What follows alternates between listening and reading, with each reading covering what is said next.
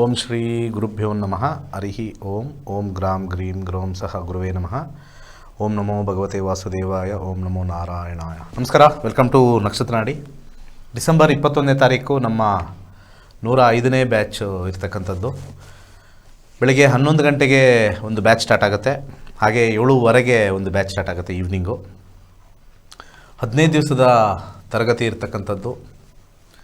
15 ದಿವಸದಲ್ಲಿ ಖಂಡಿತ ನಮ್ಮ ಆ್ಯಪ್ ಮುಖಾಂತರ ಫ್ರಮ್ ಝೀರೋ ಲೆವೆಲಿಂದ ನಿಮಗೆ ಅಸ್ಟ್ರಾಲಜಿಯ ಅಥವಾ ಜ್ಯೋತಿಷ್ಯದ ಪ್ರತಿಯೊಂದು ವಿಚಾರಗಳನ್ನು ತಿಳ್ಕೊಂಡು ಖಂಡಿತ ಅದರಲ್ಲಿ ಅಪ್ಲೈ ಮಾಡಿಕೊಂಡು ಜೀವನದಲ್ಲಿ ಬರ್ತಕ್ಕಂಥ ಅನೇಕ ಕಷ್ಟಗಳನ್ನು ಕಾನ್ಫಿಡೆನ್ಸಿಂದ ನಾವು ಫೇಸ್ ಮಾಡ್ಬೋದು.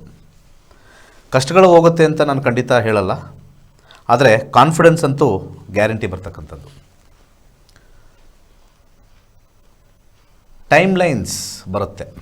ಎಸ್ಪೆಷಲಿ ತುಂಬ ಜನ ಇವತ್ತಿನ ಕಾಲದಲ್ಲಿ ಮೇಜರಾಗಿ ಸಫರ್ ಆಗ್ತಕ್ಕಂಥದ್ದು 2 ವಿಚಾರ.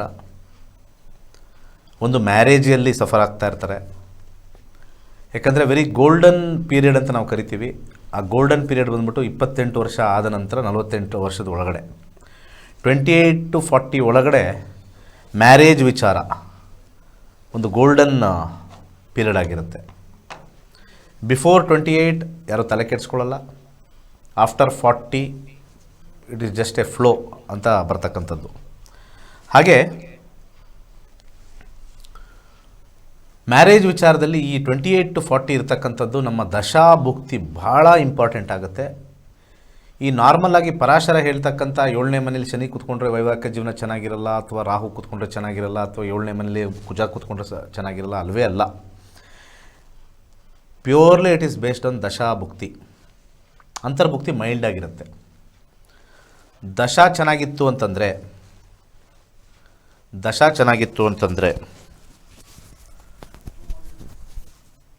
100% ಮದುವೆ ಜೀವನ ಅತ್ಯುತ್ತಮವಾಗಿರುತ್ತೆ. ದಶಾನೇ ಬಿದ್ದೋದ್ರೆ ಕಷ್ಟ. ಭುಕ್ತಿಗಳು ದಶಾ ಹೇಗೋ ಆ ರೀತಿ ಕಾರ್ಯನಿರ್ವಹಿಸುತ್ತೆ. Central government is very important. Central government ಒಂದು ರೀತಿ ದಶಾ ಇದ್ದಂಗೆ. ಅನುದಾನಗಳು ಮೇಜರಾಗಿ ಬರ್ತಕ್ಕಂಥದ್ದೆಲ್ಲ ಸೆಂಟ್ರಲ್ ಗೌರ್ಮೆಂಟಿಂದ, ಅದನ್ನು ದಶಾ ಅಂತ ಹೇಳ್ತೀವಿ. ಸ್ಟೇಟ್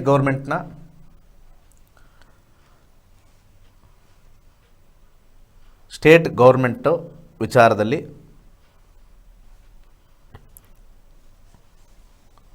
ಭುಕ್ತಿ ಅಂತ ಕರಿತೀವಿ.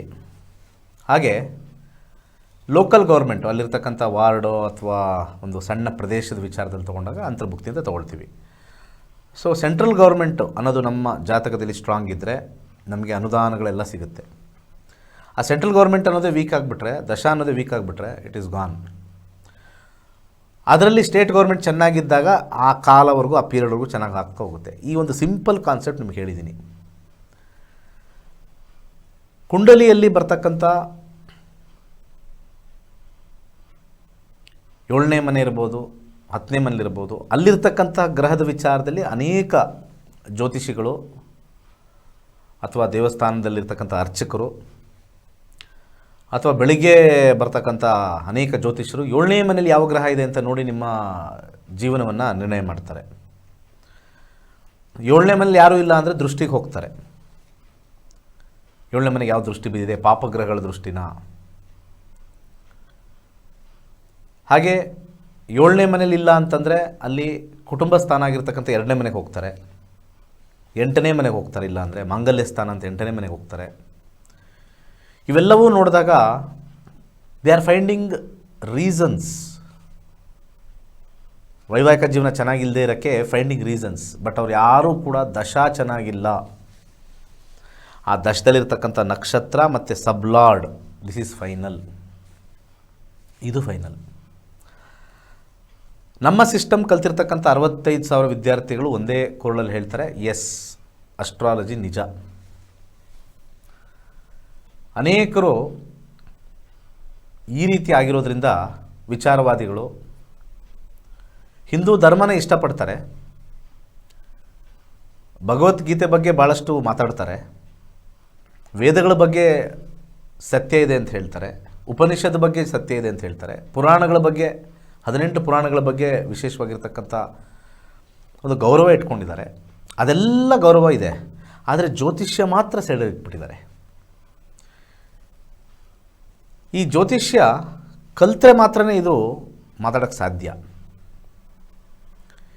ಕಲ್ತಿಲ್ಲ ಅಂತಂದರೆ ಅವ್ರು ಮಾತಾಡ್ತಾ ಇರತಕ್ಕಂಥದ್ದು ಪರಿಪೂರ್ಣವಾಗಿರ್ತಕ್ಕಂಥ ಒಂದು ಸುಳ್ಳು. ಯಾರೇ ಆಗಿರ್ಬೋದು, ಯಾರೇ ವೇದಾಂತ ಹೇಳೋರಾಗಿರ್ಬೋದು, ವೇದ ಹೇಳಿರೋರಾಗಿರ್ಬೋದು, ಉಪನಿಷತ್ ಹೇಳೋರಾಗಿರ್ಬೋದು, ಅಥವಾ ಹಿಂದೂ ಧರ್ಮದ ಬಗ್ಗೆ ಹೇಳಿರ್ಬೋದಾಗಿದ್ದು, ಸನಾತನ ಧರ್ಮದ ಬಗ್ಗೆ ಹೇಳ್ಬೋದು. ಕಷ್ಟ ಬಂದಾಗ ಎಲ್ಲರಿಗೂ ಒಂದು ಕಡೆ ಎಲ್ಲೋ ಒಂದು ಕಡೆ ಸೊಲೇಸ್ ಬೇಕೇ ಬೇಕು. ಮಾನಸಿಕವಾಗಿರ್ತಕ್ಕಂಥ ಕಷ್ಟಗಳಿಗೆ ಕರ್ಮಫಲ ಇಸ್ ದಿ ಫೈನಲ್ ಆನ್ಸರ್. ದುಡ್ಡು ಬರ್ತಾ ಇಲ್ಲ, ಓಕೆ, ಎಲ್ಲೋ ಹೋಗಿ ಕೆಲಸ ಮಾಡೋಣ, ಅದೇನು ತೊಂದರೆ ಇಲ್ಲ. ಎಜುಕೇಷನ್ ಆಗ್ತಾ ಇಲ್ಲ, ಇದು ಬಿಟ್ಟರೆ ಇನ್ನೊಂದು ಯಾವುದೋ ಎಜುಕೇಷನ್ ಶಾರ್ಟ್ ಟರ್ಮ್ ಮಾಡ್ಕೊಂಡು ಎಜುಕೇಷನ್ ಮಾಡೋಣ. ಮ್ಯಾರೇಜು ಇದು ಮಿಸ್ ಆದರೆ ಇನ್ನೊಂದು ಮಾಡ್ಕೊಳ್ಳೋದು, ಹೋಗೋದು ಮುಂದೆ. ಹೆಲ್ತು, ಡಾಕ್ಟ್ರ್ ಇದ್ದಾರೆ, ಟ್ರೀಟ್ಮೆಂಟ್ ಆಗುತ್ತೆ, ಇಲ್ಲ ಟ್ರೀಟ್ಮೆಂಟ್ ಆಗಲ್ಲ. ಕೋರ್ಟು, ಲಾ ಇದೆ, it takes its own course, ಅದು ಓನ್ ಟೈಮ್ ತೊಗೊಳುತ್ತೆ. ಈ ಎಜುಕೇಷನಿಂದ ಹಿಡಿದು, ಜಾಬಿಂದ ಹಿಡಿದು, ಮ್ಯಾರೇಜಿಂದ ಹಿಡಿದು, ಅಥವಾ ಚೈಲ್ಡ್ ಬರ್ತಿಂದ ಹಿಡಿದು, ಹೆಲ್ತಿಂದ ಹಿಡಿದು, ಲಿಟಿಗೇಷನಿಂದ ಹಿಡಿದು, ಮನುಷ್ಯ ಇದೆಲ್ಲ ಲಾಸ್ ಆ್ಯಂಡ್ ಪ್ರಾಫಿಟ್ ಬಂದರೂ ಕೂಡ ಮೇಜರ್ ಎಫೆಕ್ಟ್ ಅವನಿಗಾಗೋದೇ ಮಾನಸಿಕವಾಗಿ. ಮಾನಸಿಕವಾಗಿ ಆಗೋಕ್ಕೆ 2 ಕಾರಣ. ಒಂದು ಬಲು ಮುಖ್ಯವಾಗಿ ನಾನು ತಗೊಳ್ತಾ ಇರ್ತಕ್ಕಂಥ ಡಿಸಿಷನ್ನು, ಅದು ಎಜುಕೇಷನ್ ಆಗಿರ್ಬೋದು, ಜಾಬ್ ಆಗಿರ್ಬೋದು, ಮ್ಯಾರೇಜ್ ಆಗಿರ್ಬೋದು, ರೈಟಾ, ಅದು ಫಸ್ಟು. ಎರಡನೇದು ಮಾಡ್ಕೊಂಡು ಆದಮೇಲೆ, ಅದು ಯಾವುದಾದ್ರು ಇರ್ಬೋದು, ಜಾಬ್ ಇರ್ಬೋದು, ಬಿಸ್ನೆಸ್ ಮಾಡಿಬಿಟ್ಟು ಏನೋ ಲಾಸ್ ಆಗಿರ್ಬೋದು. ಎರಡನೇದು ಮಾಡ್ಕೊಂಡು ಆದಮೇಲೆ ಆ ಮಾನಸಿಕವಾಗಿರ್ತಕ್ಕಂಥ ಸಮಸ್ಯೆ ಭಾಳ ಇಂಪಾರ್ಟೆಂಟ್. ಇವೆರಡು ಪಾಯಿಂಟ್ ಮೇಲೇ ಜ್ಯೋತಿಷ್ಯ ಟೈಮ್ಲೈನ್ಸ್ ಕೊಡುತ್ತೆ. ಒಂದು ಬಿಟ್ಬಿಡಿ ಅನ್ನುತ್ತೆ, ವೆಯ್ಟ್ ಮಾಡಿ ಅನ್ನುತ್ತೆ, ಆಗೋದೇ ಇಲ್ಲ ಅನ್ನುತ್ತೆ. ಇಷ್ಟೇ, ಒಂದು ಬಿಟ್ಬಿಡಿ, ಇದು ಸರೋಗಲ್ಲ, ಸ್ವಲ್ಪ ವೆಯ್ಟ್ ಮಾಡಿ, ಸರೋಗೋ ಟೈಮ್ ಬರುತ್ತೆ, 1-2-3 ಇಯರ್ಸ್. ಇನ್ನೊಂದು ಬರುತ್ತೆ, ಮೂರನೇದು ಬರುತ್ತೆ, ಸರಿ ಹೋಗೋದೇ ಇಲ್ಲ, ನಿಮ್ಮ ಪರಿಸ್ಥಿತಿ ಅನುಗುಣವಾಗಿ ನೀವು ಬೇಕು ಅಂದರೆ ಇರಿ, ಇಲ್ಲ ಅಂದರೆ ಬಿಡಿ ಅಂತ. ಬಿಟ್ಬಿಡಿ ಅಂತಕ್ಕಂಥದ್ದು when you are very independent. ಬಹುಮುಖ್ಯವಾಗಿ ಇವತ್ತಿನ ಕಾಲದಲ್ಲಿ ಬರ್ತಕ್ಕಂಥದ್ದೇ ರಿಲೇಷನ್ಶಿಪ್. ಯಾಕಂದರೆ ರಿಲೇಷನ್ಶಿಪ್ಪಲ್ಲಿ ಎಮೋಷನ್ಸ್ ಅಡಗಿರೋದ್ರಿಂದ ನಮ್ಮ ಕುಂಡಲಿ ನಮಗೆ ದಾರಿದೀಪ ಆಗುತ್ತೆ. ಫಾರ್ ಎಕ್ಸಾಂಪಲ್, ತುಂಬ ಜನ ಮಾತಾಡ್ತಾ ಇರ್ತಾರೆ, ಭಗವದ್ಗೀತೆಯಲ್ಲಿ ಅದು ಬರ್ದಿದೆ, ಭಗವದ್ಗೀತೆಯಲ್ಲಿ ಇದು ಬರ್ದಿದೆ ಅಂತ. ಭಾಳ ಇಷ್ಟಪಟ್ಟು ಒಬ್ಬರು ಯಾರನ್ನೋ ಮದುವೆ ಆಗಿರ್ತಾರೆ, ಭಾಳ ಅದ್ಭುತವಾಗಿ ಸಂಸಾರ ನಡೆಸಬೇಕು ಅಂತ ಹೇಳಿ ಭಾಳ ಒಂದು ಟ್ರೂತಿಂದ ಮತ್ತು ಟ್ರಸ್ಟಿಂದ ಇರ್ತಾರೆ. ಯಾವಾಗ ಎರಡನೇ ವ್ಯಕ್ತಿ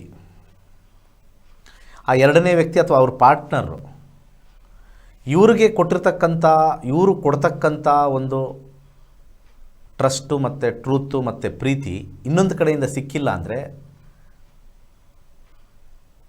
ಆ ವ್ಯಕ್ತಿನ ಕರ್ಕೊಂಬಂದು ಭಗವದ್ಗೀತೆ ಬೋಧನೆ ಮಾಡೋಣ, ನನ್ನ ಒಂದು ಮೊದಲನೇ ಪ್ರಶ್ನೆ. ಯಾಕಂದರೆ ಎಲ್ಲರೂ ಕೂಡ ಇನ್ನೊಬ್ಬರನ್ನ ನೋಡಿ, ಬೇರೆ ಪಬ್ಲಿಕ್ನ ನೋಡಿ, ಅಥವಾ ಬೇರೆ ಸಂಸಾರಗಳನ್ನ ನೋಡಿ, ಅಥವಾ ಬೇರೆ ಕಪಲ್ಸ್ನ ನೋಡಿ ನಾನು ಆ ಥರ ಇರಬೇಕು ಅಂತ ಹೇಳಿ ಏನೋ ಒಂದು ವೆಡ್ಲಾಕಲ್ಲಿ ಹೋಗ್ತಾರೆ. ಅವರವರ ಹಣೆ ಬರದಿಂದ ಅಥವಾ ಅವರವರ ಜಾತಕದಿಂದನೇ ಹೇಳ್ತೀನಿ, ಹಣೆ ಬರ ಅಂದರೆ ಇಲ್ಲಿ ಜಾತಕ ಹೇಳ್ತೀನಿ, ಕೆಟ್ಟೋಗೋ ಸಾಧ್ಯತೆ ಇರುತ್ತೆ. ಅದನ್ನು ಈ ಮಾರ್ಕೆಟಲ್ಲಿರ್ತಕ್ಕಂಥ ಅನೇಕ ಜ್ಯೋತಿಷರು ಎನ್ಕ್ಯಾಶ್ ಮಾಡ್ಕೊಳಕ್ಕೆ ನೋಡ್ತಾರೆ. ಎನ್ಕ್ಯಾಶ್ ಮಾಡ್ಕೊಳ್ಳೋ ಭರಾಟೆಯಲ್ಲಿ ಏನಾಗುತ್ತೆ, ಅವ್ರದ್ರಲ್ಲಿ ವೈವಾಹಿಕ ಜೀವನ ಚೆನ್ನಾಗಿಲ್ಲ ಅಂತ ಬಂದಾಗ, ಇಲ್ಲ ನಾವು ಏನೇನೋ ಮಾಡ್ತೀವಿ, ಆ ಪೂಜೆ, ಆ ಹೋಮ, ಕಾಳ ಸರ್ಪದೋಷ, ಆ ದೋಷ, ಸರ್ಪದೋಷ, ಕುಜದೋಷ, ಇವೆಲ್ಲ ಹೇಳಿದಾಗ ಏನಾಗುತ್ತೆ, ಈ ವಿಚಾರವಾದಿಗಳು ಜ್ಯೋತಿಷ್ಯ ಸುಳ್ಳು ಅಂತ ಹೇಳ್ಬಿಡ್ತಾರೆ. ಬಟ್ ಆ ವಿಚಾರವಾದಿಗಳು ಭಗವದ್ಗೀತೆನ ನಂಬ್ತಾರೆ. ಎಸ್, ಒಳ್ಳೆಯದೇ. ಬಟ್ ಭಗವದ್ಗೀತೆಯಲ್ಲಿ ಬಂದಿರತಕ್ಕಂಥದ್ದು ನನ್ನ ನೋವಿಗೆ ಈಗ ಮಾಡ್ಕೊಂಡಿರ್ತಕ್ಕಂಥ ಮದುವೆಗೆ ಅಪ್ಲೈ ಮಾಡಿದ್ರೆ ಆಗುತ್ತಾ?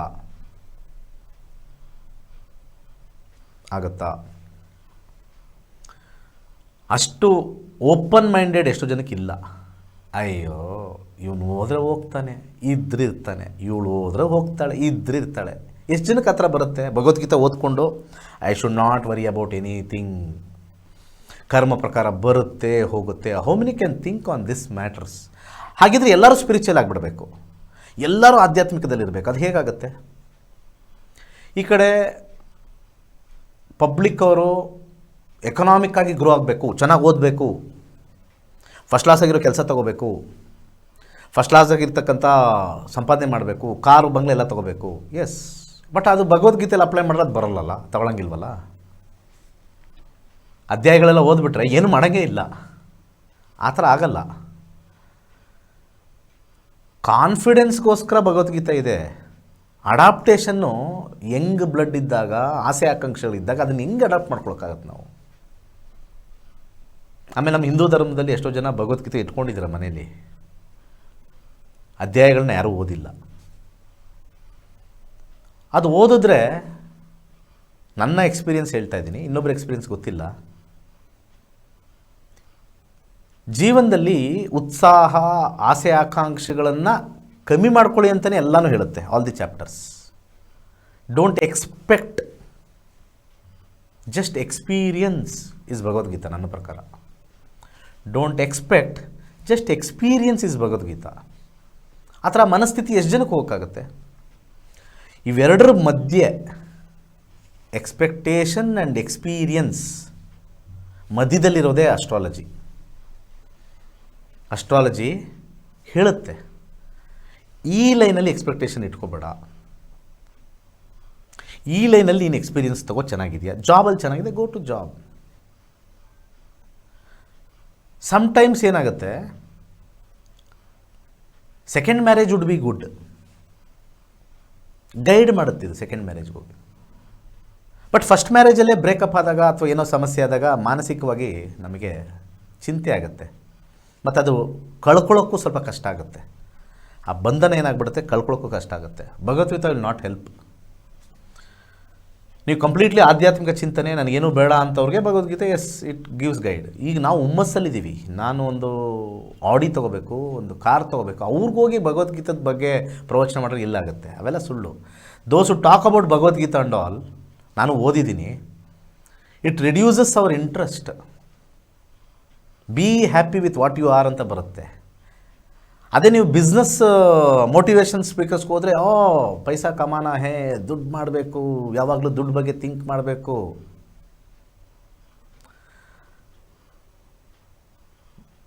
ವರ್ಡ್ ಮ್ಯಾನಿಫೆಸ್ಟೇಷನ್ ಮಾಡಬೇಕು, ಸ್ವಿಚ್ ವರ್ಡ್ಸ್ ಹೇಳಬೇಕು, ಹಾಗೆ ಹೀಗೆ ಅಂತ ಇಲ್ಲೆಲ್ಲ ಮೋಟಿವೇಟ್ ಮಾಡ್ತಾರೆ. ಅವ್ರಿಗೋಗಿ ಭಗವದ್ಗೀತೆ ಹೇಳಿದ್ರೆ ಏನು ಹೇಳಾಗುತ್ತೆ? It is completely mismatch. ಕಾಲಕಾಲಕ್ಕೆ ಬದಲಾಗ್ತಕ್ಕಂಥ ಒಂದು ವಿಚಾರ ಭಾಳಷ್ಟಿದೆ. ಇವಾಗೆಲ್ಲ ರ್ಯಾಟ್ ರೇಸಲ್ಲಿದ್ದೀವಿ ನಾವು. ಅವ್ರ ಮನೆ ಕಟ್ಟಿದ್ರಾ, ನಾವು ಮನೆ ಕಟ್ಟಬೇಕು, ಅವ್ರ ಕಾರ್ ತೊಗೊಂಡ್ರಾ, ನಾನು ಕಾರ್ ತೊಗೊಳ್ಬೇಕು. ಅವ್ರದ್ದು ಬೇಗ 25ನೇ ವಯಸ್ಸಲ್ಲೇ ಮದುವೆ ಆಗಿದೆ ಆ ಮಗಳಿಗೆ. ನನ್ನ ಮಗಳಿಗೂ 25 ಒಳಗಡೆ ಆಗಿಬಿಡ್ಬೇಕು, 28 ಆಗ್ತಾಯಿದೆ, ಅವ್ರಿಗಾಯ್ತು ಇವ್ರಿಗಾಯ್ತು. 4 ಜನ ಕೇಳ್ತಾ ಇದ್ದಾರೆ. ಇವತ್ತಿನ ಎಲ್ಲರದ್ದು ಒಂದೇ ಸಮಸ್ಯೆ, 4 ಜನ ಕೇಳ್ತಾ ಇದ್ದಾರೆ, ನಮ್ಮವ್ರು ಕೇಳ್ತಾ ಇದ್ದಾರೆ, ಏನಾಗುತ್ತೆ, 4 ಜನಕ್ಕೆ ಉತ್ತರ ಕೊಡೋಕ್ಕಾಗ್ತಾಯಿಲ್ಲ. ಅಂಥವ್ರು ಭಗವದ್ಗೀತೆ ತಗೊಂಡು ಓದಬೇಕು. ನನ್ನ ಪ್ರಕಾರ ಯಾರಿಗೂ ತಲೆ ಕೆಡಿಸ್ಕೋಬೇಡಿ, ಇನ್ನೊಬ್ಬರ ಬಗ್ಗೆ ಚಿಂತೆ ಮಾಡಬೇಡಿ. ಇದು ಪೇರೆಂಟ್ಸ್ ಅವರು ಫಸ್ಟ್ ಓದಬೇಕು. ಅದು ಸುಮ್ಮನೆ ಹಿಂದೂ ಧರ್ಮ ಸನಾತನ ಧರ್ಮ ಅಂತ ಅದರೊಳಗಿರೋದನ್ನೆಲ್ಲ ಹೇಳಿದ್ರೆ ಅಪ್ಲಿಕೇಶನ್ ಸ್ವಲ್ಪ ಕಷ್ಟ ಆಗುತ್ತೆ ಟು ದಿ ಫಾಸ್ಟ್ ಲೈಫ್. ಅದು ಬೇಕು. ನಮ್ಮ ಮನಸ್ಸಿನ ಸಮಸ್ಯೆನ ಕಮ್ಮಿ ಮಾಡೋಕ್ಕೆ ಇಟ್ ಈಸ್ ರಿಕ್ವೈರ್ಡ್. ಬಟ್ ಅದರ ರಿಸಲ್ಟ್ ಬೇಕಲ್ಲ. ಆಲ್ ರಿಸಲ್ಟ್ಸ್ ಆರ್ ನಾಟ್ ಕರ್ಮ ಬೇಸ್ಡ್ ಅಲ್ವಾ. ಅಂದರೆ ನಿನ್ನದು ಹಣೆ ಬರದಲ್ಲಿರೋದು ಆಗುತ್ತೆ, ಆಗದೆ ಇರೋದು ಹೋಗುತ್ತೆ ಅನ್ನೋದಕ್ಕೆ ಸಮ್ವೇರ್ ಸಮ್ ಹೋಪ್ ಅಂತ ಬರುತ್ತಲ್ಲ, ಆ ಹೋಪ್ ಎಲ್ಲಿ ಸಿಗುತ್ತೆ ನಮಗೆ? ಅಸ್ಟ್ರಾಲಜಿಲಿ ಸಿಗುತ್ತೆ. ಯಾರ್ಯಾರು ಅಸ್ಟ್ರಾಲಜಿನ ವ್ಯಂಗ್ಯ ಮಾಡ್ತಾರೋ ಅಥವಾ ಅಸ್ಟ್ರಾಲಜಿ ಹತ್ರ ಓಡೋಗ್ತಾರೆ,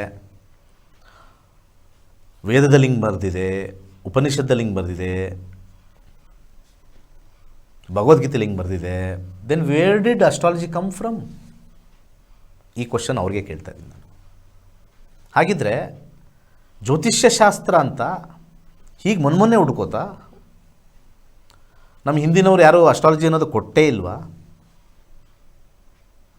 ಇವನ್ ಅಸ್ಟ್ರಾಲಜಿಯಲ್ಲೂ ಕೂಡ ಭಟ್ಟಾಚಾರ್ಯ, ಪೌಲಶ, ಪರಾಶರ, ವರಾಹಮೀರ,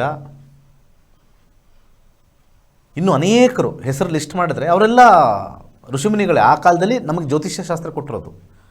ಹಾಗಿದ್ರೆ ದೇ ಆರ್ ನೆಗೇಟಿಂಗ್ ದೆಮ್ ಅಲ್ವಾ? ತಪ್ಪಾಯ್ತಲ್ವ ಹಂಗಾರೆ? ಇವತ್ತಿನ ವಾತಾವರಣದಲ್ಲಿ, ಇವತ್ತಿನ ಜ್ಯೋತಿಷ್ಯ ಕಲಿಕೆಯಲ್ಲಿ ಕರ್ಮ ಸಿದ್ಧಾಂತರ ಪ್ರಕಾರ ಜ್ಯೋತಿಷ್ಯ ಹೇಳ್ತಾ ಇಲ್ಲ. That is the biggest mistake. Mostly ಜನಗಳ ಮೆಂಟ್ಯಾಲಿಟಿ ಆ ಥರ ಇರ್ಬೋದೇನೋ. ಜ್ಯೋತಿಷ್ಯ ಅಂದರೆ ಪರಿಹಾರ ಅಂತ ತಿಳ್ಕೊಂಡಿರ್ತಕ್ಕಂಥ ಫೂಲಿಶ್ ಬಿಲೀಫ್ ಇಂದ ಇರ್ಬೋದೇನೋ. ಅದು ಬೇರೆಯವರಿಗೆ, ವಿಚಾರವಂತರಿಗೆಲ್ಲ ಕಿವಿಗೆ ಬಿದ್ದಿರ್ತಕ್ಕಂಥದ್ದು. ಪರಿಹಾರ ಪರಿಹಾರ ಪರಿಹಾರ. ಮದುವೆ ಆಗ್ತಾ ಇಲ್ವಾ? ಸರ್ಪದೋಷ ಪರಿಹಾರ. ಮದುವೆ ಆಗ್ತಾ ಇಲ್ವಾ? ಕುಜದೋಷ ಪರಿಹಾರ. ಮದುವೆ ಆಗ್ತಾ ಇಲ್ವಾ? ಸ್ತ್ರೀ ದೋಷ ಪರಿಹಾರ. ಇದನ್ನು ವಿಚಾರವಾದಿ ಅವ್ರು ಕೇಳಿದ್ರೆ ಅದು ಸಮಥಿಂಗ್ ಗೋಸ್ ರಾಂಗ್. ಬಟ್ ಆದರೆ ರಿಯಲ್ ಅಸ್ಟ್ರಾಲಜಿ ಏನು ಹೇಳುತ್ತೆ? ದಶಾ ಭುಕ್ತಿ will give good or bad time. ಅದನ್ನು ಹೇಳೋರು ಯಾರಿದ್ದಾರೆ? ಗುಡ್ ಆ್ಯಂಡ್ ಬ್ಯಾಡ್ ಹೇಳೋದ್ರಿಂದ ಸಂಪಾದನೆ ಎಲ್ಲಾಗುತ್ತೆ ಈ ಶಾಸ್ತ್ರದಲ್ಲಿ? ನಿಮ್ಮ ವೈವಾಹಿಕ ಜೀವನ ಚೆನ್ನಾಗಿರಲ್ಲ, ನೀವು ಮಾಡಿಕೊಂಡ್ರು ಹೋಗುತ್ತೆ. ಸರ್ ಪರಿಹಾರ ಇಲ್ವಾ ಸರ್? ರಿಯಲ್ ಅಸ್ಟ್ರಾಲಜಿ ಸೇ ಪರಿಹಾರ ಇಲ್ಲ, ನೀವು ಮಾಡಿಕೊಂಡ್ರು ಅನುಭವಿಸ್ಬೇಕು. It all depends on the second horoscope. ಅದನ್ನು ಕೂಲಂಕುಷವಾಗಿ ಅದನ್ನು ತಂದು ನೋಡಬೇಕು. This is gone. If this is also gone, completely gone. This is gone, maybe, ಆದರೂ ಗಲಾಟೆ. This is gone, this is very good. ಆದರೆ ಇದು ಗಾನ್ ಅಂತಿದ್ದಾಗ ಈ ಕಡೆ ಇರ್ತಕ್ಕಂಥದ್ದು ಆ ಕಡೆದು ಅವರ ಆ್ಯಟ್ರಿಬ್ಯೂಟ್ಸು, ಅವರ ಆ್ಯಟಿಟ್ಯೂಡು ಇಷ್ಟ ಆಗಲ್ಲ. ಒಂದು ಸತಿ ಹಾರೋಸ್ಕೋಪಲ್ಲಿ ವೈವಾಹಿಕ ಜೀವನ ಚೆನ್ನಾಗಿಲ್ಲ ಅಂತ ಬರೆದಿದ್ರೆ ಪಾರ್ಟ್ನರ್ ಇನ್ನೊಬ್ಬರ ಕಣ್ಣಿಗೆ, ಪಬ್ಲಿಕ್ಕಿಗೆ ಎಕ್ಸಲೆಂಟ್ ಆಗಿರ್ಬೋದು. ಆದರೆ ಇವರ ವೈಯಕ್ತಿಕ ವಿಚಾರದಲ್ಲಿ ಅವ್ರಿಗೆ ಇಷ್ಟ ಆಗಲ್ಲ. ಊರಿಗೆಲ್ಲ ಇವನು ಮಂಚವಾಡು, ಅನಂತರಾಮಯ್ಯ. ನನಗ್ಯಾಕೋ ಕೆಲವು ವಿಚಾರಗಳು ಹೇಳೋಕ್ಕಾಗಲ್ಲ. ಅದಕ್ಕೇನು ಮಾಡ್ತೀರಾ? Everything is based on two things ಅಂತ ನಾನು ಹೇಳಿದ್ದೀನಿ. ಒಂದು ಎಕ್ಸ್ಪೆಕ್ಟೇಷನ್ ಮತ್ತು ಎಕ್ಸ್ಪೀರಿಯನ್ಸ್. ಎಕ್ಸ್ಪೆಕ್ಟೇಷನ್, ಎಕ್ಸ್ಪೀರಿಯನ್ಸ್ ಎರಡನ್ನೂ ಕೊಡ್ತಕ್ಕಂಥದ್ದೇ ಅಸ್ಟ್ರಾಲಜಿ. ಯಾರು ಇದನ್ನು ಕಲಿತಾರೆ ಅವ್ರಿಗೆ ಮಾತ್ರ ಜೀವನದ ಸೀಕ್ರೆಟ್ಸ್ ಗೊತ್ತಾಗುತ್ತೆ, ಅವರ ಸ್ವಂತ ಜೀವನದ ಸೀಕ್ರೆಟ್ಸ್ ಗೊತ್ತಾಗುತ್ತೆ. ಇಲ್ಲಾಂದರೆ ನಿಮ್ಮ ಸೀಕ್ರೆಟ್ಸು ಯಾರಿಗೂ ಗೊತ್ತಾಗಲ್ಲ. ನೀವು ಯಾರ್ದಾರು ನಿಮ್ಮ ಹಾರೋಸ್ಕೋಪ್ ತೊಗೊಂಡೋಗಿ ಇಟ್ಟರೆ ಅವ್ರು ಹೇಳಿದ್ದೇ ವೇದವಾಕ್ಯ ಆಗತ್ತೆ ಹೊರತು, ವೇದನ ತೆಗೆದ್ರೆ ಬರೀ ವಾಕ್ಯವಾಗಿ ಉಳಿಯುತ್ತೆ ಅಷ್ಟೇ, ವೇದ ಇರೋದೇ ಇಲ್ಲ.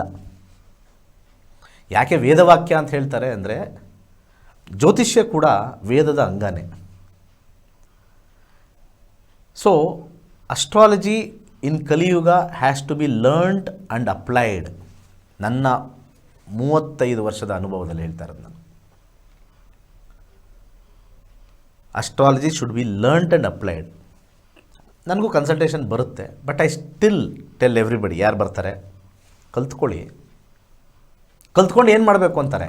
ಕಲ್ತ್ಕೊಂಡು ಏನು ಮಾಡಬೇಕು ಅಂದರೆ ಈ ಥರ ಸಫರ್ ಮಾಡ್ಕೋಬೇಕಷ್ಟೆ. ಕಲಿದಲ್ಲೇ ಏನು ಮಾಡಬೇಕು ಅಂದರೆ ಈ ಥರ ಸಫರ್ ಮಾಡಬೇಕು. ಕಲ್ತ್ಕೊಂಡು ಏನು ಮಾಡ್ತೀರಾ? You will note the truth. This is there, this is not there. ಅದು ಆವಾಗ ಇವತ್ತು 65,000 ಜನ ನಮ್ಮ ವಿದ್ಯಾರ್ಥಿಗಳು ಕಲ್ತಿರೋರ್ದೆಲ್ಲ ಲೀವ್ 10%.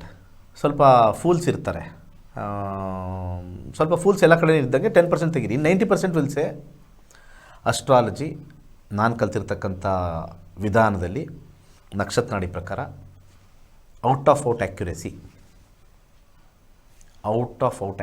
ಇದೆ. ಒಂದು ಆ್ಯಕ್ಯುರಸಿ ಬಂದಮೇಲೆ live with it or leave it, ಎರಡೇ ಆಪ್ಷನ್ ತೊಗೊಳ್ತಾರೆ. ನಮ್ಮ ನಿಜವಾದ ಸ್ಟೂಡೆಂಟ್ಸ್ ನಾನು ಹೇಳ್ತಾ ಇರೋದು, ಸತ್ಯವಾಗಿರ್ತಕ್ಕಂಥ ಸ್ಟೂಡೆಂಟ್ಸು ಎರಡೇ ಆಪ್ಷನ್ ತೊಗೊಳ್ಳೋದು. ಒಂದು live with it or leave it. ಅದ್ರ ಜೊತೆ ಬದುಕು, ಇಲ್ಲ ಅಂದರೆ ಬಿಟ್ಬಿಡು. ಲಿವ್ ಆರ್ ಲಿವ್, ಇದೇ ಆಪ್ಷನ್ನೇ ತೊಗೊಳ್ಬೇಕಾಗಿರೋದು.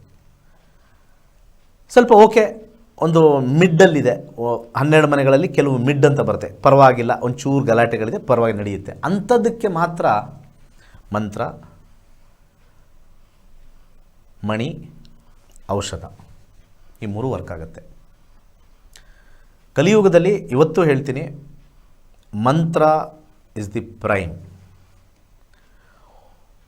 ಹೋಮಗಳು ಮಾಡ್ಸೋಕ್ಕೆ ಹೋಗ್ತೀರಾ, ಅಲ್ಲಿ ಏನಿದೆ ಹೋಮಗಳಲ್ಲಿ? ಏನು ಹೋಮಗಳ ಮಾಡಿಸ್ತಕ್ಕಂಥದ್ದು ಏನು ಬರುತ್ತಲ್ಲಿ? ಏನು ಸೈಲೆಂಟಾಗಿರ್ತಾರ? ಅಲ್ಲಿ ಉಚ್ಚಾರ ಬರೋದೇನು? ಮಂತ್ರಗಳೇ. ದೇವಸ್ಥಾನಕ್ಕೆ ಅಭಿಷೇಕ ಮಾಡಿಸ್ತೀವಿ, ಮಂಗಳಾರತಿ ಮಾಡಿಸ್ತೀವಿ, ಅಲ್ಲಿ ಶಬ್ದ ಬರೋದೇನು? ಮಂತ್ರಗಳೇ. ಸೊ ಆ್ಯಸ್ ಎ ಇಂಡಿವಿಜುವಲ್ ಮಂತ್ರ ಹೇಳಿದ್ರೆ ಮಾತ್ರ ಅದು ಹಾರೋಸ್ಕೋಪಲ್ಲಿ ಮೇ ಬಿ ಅಂತಿರೋ ಚಾನ್ಸಸ್ಸಲ್ಲಿ ಮಾತ್ರ ಆಗುತ್ತೆ ಹೊರತು, ನೀವು ಬೆಳಗಿಂದ ಸಾಯಂಕಾಲ ಇರೋ ಬರೋ ಪೂಜೆ ಮಾಡಿಸಿ, ಹೋಮ ಮಾಡಿಸಿ, ಮಂತ್ರಗಳು ಹೇಳಿ ಹಾರೋಸ್ಕೋಪಲ್ಲಿ ನೋ ಅಂತಿದ್ರೆ ಅದು ನೋನೇ. ನೀವು ಮಂತ್ರ ಗಿಂತ್ರ ಏನೂ ಮಾಡಬೇಡಿ, ಎಸ್ ಅಂತ ಇದ್ದರೆ ಎಸ್ಸೇ. Only very rarest of the rare case ನಾನು ಹೇಳ್ತಾ ಇದ್ದೀನಿ, ಮೇ ಬಿ ಎಲ್ಲರಿಗೂ ಬರಲ್ಲ. ಔಟ್ ಆಫ್ ಮೈ ಎಕ್ಸ್ಪೀರಿಯನ್ಸ್ 100 ಜಾತಕದಲ್ಲಿ 20 to 30% ಮೇ ಬಿ ಬಂದಾಗ ಮಾತ್ರ ಅದು ಈ ಮಂತ್ರದ ಮುಖೇನ, ಹೋಮ ಮುಖೇನ ಅಥವಾ ಬೇರೆ ವಿಚಾರದಲ್ಲಿ ಆಗುತ್ತೆ ಹೊರತು ಎಸ್ ಅಂದರೆ ಎಸ್, ಏನು ಮಾಡಬೇಕಾಗೇ ಇಲ್ಲ. ನೋ ಅಂದರೆ ನೋ, ಮಾಡಿದ್ರೂ ಪ್ರಯೋಜನ ಇಲ್ಲ, ಇಷ್ಟೇ. ಸೊ ಆ 30%ಗೆ we are damaging astrology with 70%. ಇದು ಸತ್ಯ. ಬೆಳಿಗ್ಗೆ ಎಲ್ಲ ಡ್ರೆಸ್ ಹಾಕೊಂಡು ಕೂತ್ಕೊಂಡ್ಬಿಡ್ತಾರಲ್ಲ, ಅದು ಹಿಂದೂ ಧರ್ಮದ ಪರಂಪರೆ ಅಂತ ತಿಳ್ಕೊಳ್ಳೋಣ. Very good, fantastic. ಅವ್ರಿಗೆಲ್ಲರೂ ಕೈ ಮುಗಿತೀನಿ, ನಿಮ್ಮ ಹಿಂದೂ ಧರ್ಮಪರೆ. But what they tell is completely wrong. ಹಾಗಿರಬೇಕು, ಹೀಗಿರಬೇಕು, ಹಿಂಗಾದರೆ ಚೆನ್ನಾಗಿ ಮದುವೆ ಆಗುತ್ತೆ, ಹಂಗೆ ಮಾಡಿದ್ರೆ ಮನೇಲಿ ಚೆನ್ನಾಗಿರುತ್ತೆ. No, nothing. ದೊಡ್ಡ ದೊಡ್ಡ ಶ್ರೀಮಂತರ ಮನೇಲಿ ಎಲ್ಲ ಚೆನ್ನಾಗಿದ್ದು ಬೆಳಗ್ಗೆನೇ ಬಾಟ್ಲಿ ಇಟ್ಕೊಂಡಿರೋರು ಇದ್ದಾರೆ. ಮಧ್ಯಾಹ್ನ ಆದರೆ ಎಲ್ಲರೂ ಫ್ರೆಂಡ್ಸ್ ಕರೆದು ಡ್ರಿಂಕ್ ಮಾಡ್ತಾರೆ, ಮಧ್ಯಾಹ್ನ ಕ್ಲಬ್ಗೆ ಹೋಗಿ ಕುಡಿತಾರೆ, ಚೆನ್ನಾಗಿರ್ತಾರೆ. ವೈವಾಹಿಕ ಜೀವನ ಚೆನ್ನಾಗಿದೆ, ಫೈನಾನ್ಷಿಯಲಿ ಚೆನ್ನಾಗಿದೆ, ಹೆಲ್ತ್ ಚೆನ್ನಾಗಿದೆ, ಬಂಗ್ಲೆಲಿದ್ದಾರೆ, ಕಾರ್ ತೊಗೊಂಡಿದ್ದಾರೆ. ಆವಾಗ ಸೊ ಅದು ಕರ್ಮಕ್ಕೆ ಅಟ್ಯಾಚ್ ಮಾಡಿಬಿಡ್ತಾರೆ. ಸಾಮಾನ್ಯ ಜನನ ಅಟ್ಯಾಕ್ ಮಾಡಬಾರ್ದು ಯಾವಾಗಲೂ. ವಿ ಹ್ಯಾವ್ ಟು ಟೆಲ್, ನಾವು ಕರ್ಮ ಪ್ರಕಾರ ಇಷ್ಟೇ ಹುಟ್ಟಿರೋದು, ಇದನ್ನು ಸ್ವಲ್ಪ ಇಂಪ್ರೂವ್ ಮಾಡೋದು ಹೇಗೆ ಅಷ್ಟೇ, ಬೇಸ್ಡ್ ಆನ್ ಹಾರೋಸ್ಕೋಪ್ ಓನ್ಲಿ. 10 ಮನೆ ಇದ್ದರೆ ಪಕ್ಕ 10 ಮನೆ ಇರೋದು ಒಂದೇ ಜಾತಕ ಇರೋಲ್ಲ. ಮನೆ ಪರಿಸ್ಥಿತಿ ಸೇಮ್ ಕಾಣಿಸ್ಬೋದು, ಆದರೆ ಒಬ್ರಿಗೆ ಏನೋ ಬೇರೆ ಪ್ರಾಬ್ಲಮ್ ಇರುತ್ತೆ. ವೈವಾಹಿಕ ಜೀವನ ಸೇಮ್, ಎಲ್ಲರೂ ಸೇಮ್ 25,000 ಅರ್ನ್ ಮಾಡ್ತಾಯಿದ್ದಾರೆ. ಒಂದು ಮನೆ ಹೆಲ್ತ್ ಪ್ರಾಬ್ಲಮ್ ಇರುತ್ತೆ, ಇನ್ನೊಂದು ಮನೆ ರಿಲೇಷನ್ಶಿಪ್ ಪ್ರಾಬ್ಲಮ್ ಇರುತ್ತೆ, ಇನ್ನೊಂದು ಮನೆ ಅಲ್ಲಿ ಏನೋ ಒಂದು ಮಕ್ಕಳು ಓದ್ತಾ ಇಲ್ಲ ಅನ್ನೋ ಪ್ರಾಬ್ಲಮ್ ಇರುತ್ತೆ, ಇನ್ನೊಂದು ಮನೆ ಅಣ್ಣ ತಮ್ಮಂದರು ಅವ್ರದ್ದು ಗಲಾಟೆ ಇರುತ್ತೆ, ಇನ್ನೊಂದು ಅತ್ತೆದ ಪ್ರಾಬ್ಲಮ್ ಇರುತ್ತೆ. ಆಲ್ ಹ್ಯಾವ್ ಪ್ರಾಬ್ಲಮ್, ಬೇರೆ ಬೇರೆ ಏರಿಯಾದಲ್ಲಾಗುತ್ತೆ. ಅದನ್ನು ನಾವು ಇರೋ ಸ್ಥಿತಿಲಿ ಹೇಳಬಾರ್ದು. ಮನೆಯಲ್ಲಿ ಅದು ಮಾಡಿಲ್ಲ, ಇದು ಮಾಡಿಲ್ಲ, ಗುಡಿಸಿಲ್ಲ, ಅದಕ್ಕೆ ದರಿದ್ರತನ. These are all not right. ಮನೇನ ಪರ್ಫೆಕ್ಟಾಗಿ ನೋಡ್ಕೊಂಡಿರೋರು, ಬೆಳಿಗ್ಗೆ ಎದ್ದು ಪ್ರಾತಃ ಕಾಲದಲ್ಲಿ ಎಲ್ಲ ಮಂತ್ರ ಹೇಳಿ ಎಲ್ಲ ಕ್ಲೀನಾಗಿ ಶುಚಿಯಾಗಿದ್ದು ಎಲ್ಲ ಕ್ಲೀನಾಗಿ ಮಾಡ್ಕೊಂಡು ಹೋಗಿರೋರು ಕೂಡ ಯಾವುದೋ ಒಂದು ಟೈಮಲ್ಲಿ ಅವ್ರ ಮಗಳು ಯಾರನ್ನೋ ಮದುವೆಯಾಗಿ ಕಷ್ಟ ಅನುಭವಿಸಿ ಗಲಾಟೆಗಳು ಹತ್ಕೊಂಡಾಗ ಆವಾಗ ನಾನು ಕರೆಕ್ಟಾಗಿದ್ದೆ, ಲಲಿತಾ ಸಹಸ್ರನಾಮ ಓದಿದೆ, ವಿಷ್ಣು ಸಹಸ್ರನಾಮ ಪಾರಾಯಣ ಮಾಡಿದೆ, ಬೇಕಾದಷ್ಟು ಹೋಮಗಳೆಲ್ಲ ಮಾಡಿಸ್ದೆ, ಮನೇಲೂ ಮಾಡಿದೆ, ಆಚೆನೂ ಮಾಡಿದೆ, ಎಲ್ಲರಿಗೂ ದಾನ ಧರ್ಮ ಮಾಡಿದೆ, ನನ್ನ ಮಗಳಿಗೆ ಯಾಕೆ ಹಿಂಗೆ? ಆ ಸ್ಟೇಜ್ಗೆ ಹೋಗ್ತೀರಿ ನೀವೆಲ್ಲ.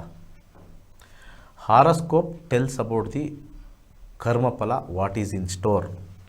ನೀವು ಮಾಡ್ತಕ್ಕಂಥ ಕಾರ್ಯಗಳೆಲ್ಲ ಬದಲಾಗಬೇಕು ಅನ್ನೋ ನಿಯಮ ಜ್ಯೋತಿಷ್ಯ ಶಾಸ್ತ್ರದಲ್ಲಿ, ಕರ್ಮ ಸಿದ್ಧಾಂತದಲ್ಲಿ ಇಲ್ಲ.